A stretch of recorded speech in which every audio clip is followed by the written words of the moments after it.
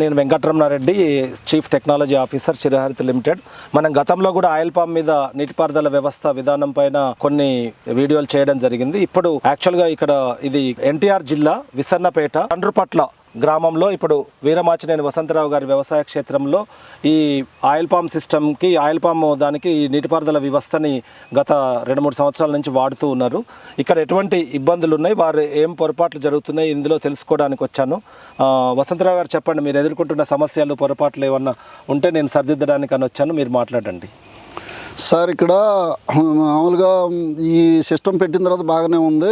బోర్లో పెసరపిండి వచ్చి కొంచెం ఈ అన్ని నాజిల్స్ ఆగిపోతుంటే మేము దానిలో ఉన్నటువంటి ఫిల్టర్ని తీసేసాము. ఆ ఫిల్టర్ వల్ల ఇది అవుతుందని తర్వాత ఈ మైక్రో జెస్ట్లు పెట్టిన తర్వాత మాకు అవగాహన లేక మామూలుగా అట్లా గుచ్చినా కూడా ఆక్క పడిపోయి గడ్డుండి దానివల్ల పడిపోతున్నాయి. ఈ సార్ వచ్చి ఇప్పుడు అట్లా కాదు, ఇలా పెట్టమన్నారు, ఇలా పెట్టాము, చాలా బాగా నడుస్తుంది.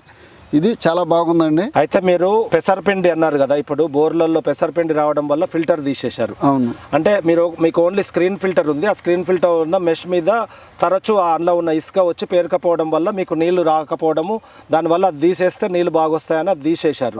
అది తీసేసినప్పటి నుంచి ఆ పెసరపిండి అనేటువంటి ఇసుక లాంటిది వచ్చేసి మైక్రో జెట్లలో ఇరుకోవడం జరిగింది.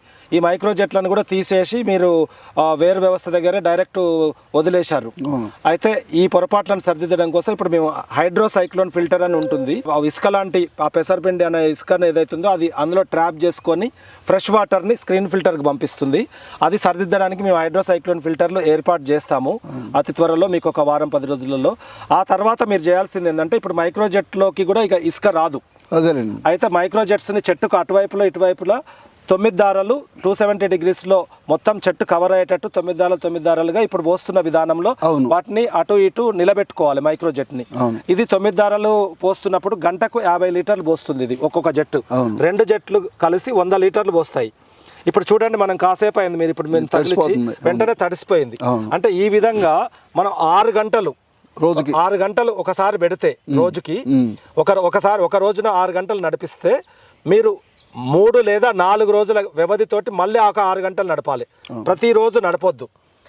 అప్పుడు ఈ చెట్టు దగ్గర పొడి పదునుతోటి ఎప్పుడు పొడి పదును ఉండి పోషకాలన్నీ లభ్యంలోకి వచ్చి చెట్టు నిగనిగలాడుతూ చాలా దిగుబడి కూడా రావడానికి మెరుగవుతుంది. ఇది మైక్రోజెట్ విధానం అనేది చాలా మంచిది. దాన్ని సరిగ్గా నడుపుకోవడానికి కావాల్సిన ఇప్పుడు నేను ఇచ్చిన సూచనలను మీరు తప్పకుండా పాటించాలి. ఇసుక రాకుండా మేము చేసిన తర్వాత మీరు అది పాటించండి. పాటిస్తాం తప్పనిసరిగా.